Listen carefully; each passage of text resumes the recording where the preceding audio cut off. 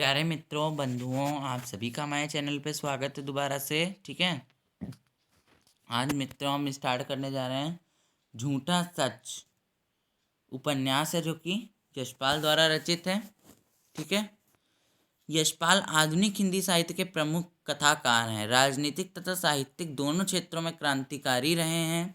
हिंदी के महान उपन्यासकार होने के साथ साथ ही वे मानव मन के कुशल सितेरे भी रहे हैं। उन्होंने प्रेमचंद की यथार्थवादी परंपरा को आगे बढ़ाया।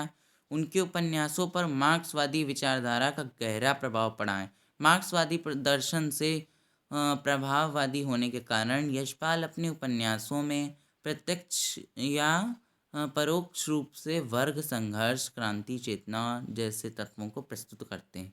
उन्होंने अपने उपन्यासों में रूढ़ी जर्जर वर्ग, हताश परास समाज का वर्णन कर समता का विचार किया है। ठीक है, उपन्यास के प्रमुख पात्र देखते हैं।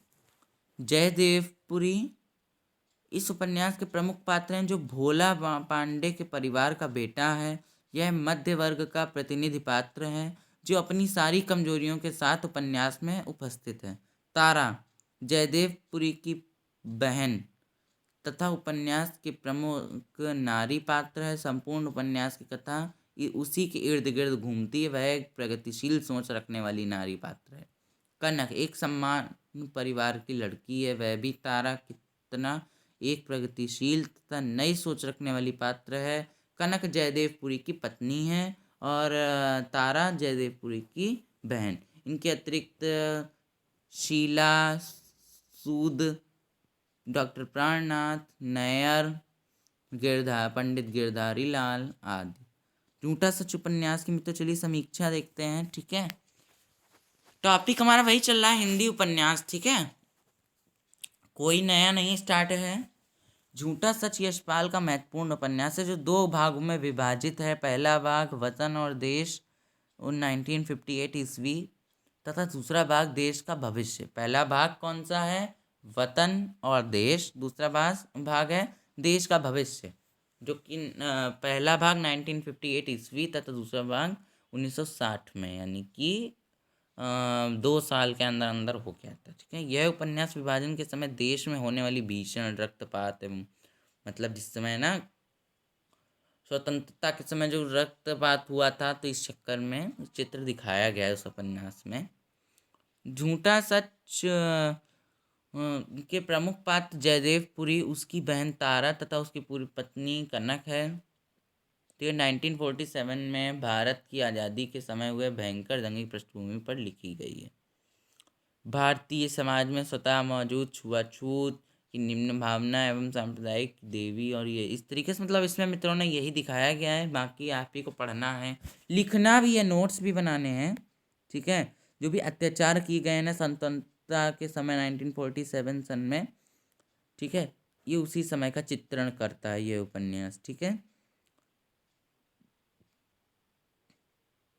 और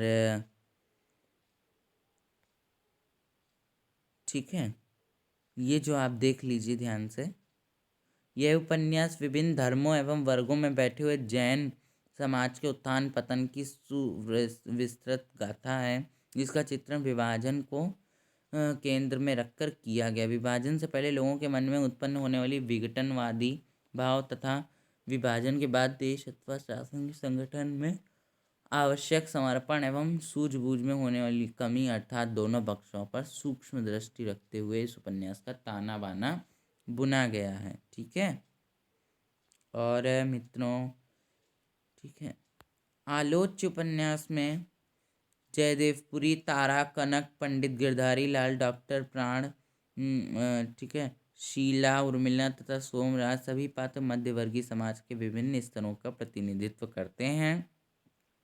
सभी पात्र सामाजिक आर्थिक संघर्षों से जुड़ते हैं। अधिकांश पात्र प्रेम और विवाह की समस्या को अनेक पहलुओं से सामने रखते हैं। उपन्यासकार की लेखनी इतनी सशक्त है कि वह अनगिनत पात्रों के व्यक्तित्व को उभार सकने में समर्थ है।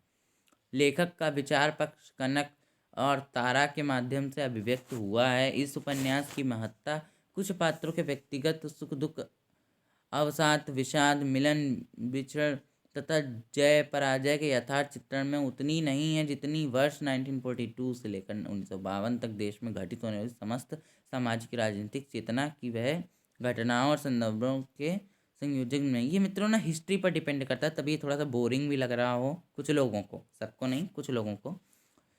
उस उपन्यास का उद्देश्य पाठकों के सामने विभाजन की त्रासदी का एक चित्र प्रस्तुत करना, मतलब जो विभाजन की त्रासदी हुई थी ना उसका चित्र प्रस्तुत करना है। देखिए उद्देश्य आ गया, उद्देश्य जरूर पूछे जाते हैं, ठीक है। और यह सपाट बयानी उपन्यास के उद्देश्य तथा विषय के लिए आवश्यक है ताकि विभाजन के समय की घटनाओं को उनके मूल रूप में प्रस्तुत किया जा सके, जिससे पाठक उस समय की भयावहता को महसूस कर सके। जो पढ़ने वाला है मतलब उस समय जो कितना भयानक दृश्य था, रक्तपात था, महसूस करें हम लोग, जैसे महसूस हो भी रहा है। उपन्यास का उद्देश्य में पूर्णतः सफल हुआ है। उपन्यास में प्रयोग की गई भाषा जनजीवन से जुड़ी हुई है, मतलब सरल है भाषा शैली जो कुछ भी है। इसीलिए मित्रों ये झूठा सच जो कि यशपाल द्वारा रचित है। एक इनके रिवीजन कर लेते हैं जरा। एक इनका उपन्यास 2 भागों में बांटा गया है ये उपन्यास।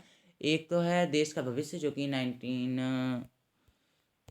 2 सालों बाद 1960 में करा गया था। एक है 1958 में करा गया था वतन। एक मिनट, ये मित्र याद रखना बहुत ज़रूरी चीज़ें हैं। एक करा गया था वतन और देश, एक का देश का भविष्य, ठीक है, जो कि 1958 1960 ईस्वी में करा गया है, ठीक है। और ये 1947 का विभाजन की त्रासदी से संबंधित है, ठीक है। मित्रों आज के लिए इतना ही, और आप सभी लोग रिवीजन करते हो, नोट्स भी बनाइए, लिख लिख कर रचनाएं उपन्यास कौन कब प्रकाशित हुआ उनको याद करना है, ठीक है। तो चलिए मित्रों आज के लिए इतना ही, तब तक के लिए बाय बाय, टाटा बाय।